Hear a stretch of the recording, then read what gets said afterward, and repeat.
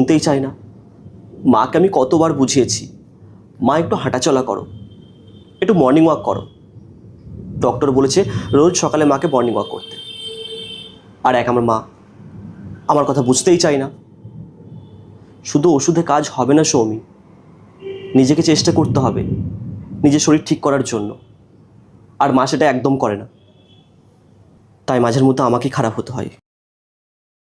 জানি মায়ের চোখে হয়তো আমি একটু খারাপ হব, কিন্তু আমার মা তো ভালো থাকবে।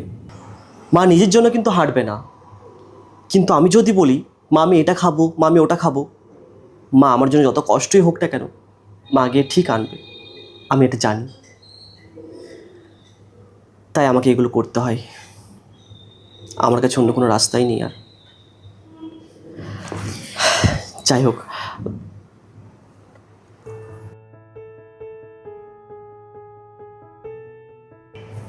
মা তুমি একটা কাজ করো, ঈশিতার স্কুল ছুটি হবে এবার, ওকে গিয়ে নিয়ে আসো। আর হ্যাঁ, বেশি লেট করো না, ও আবার কান্নাকাটি করে।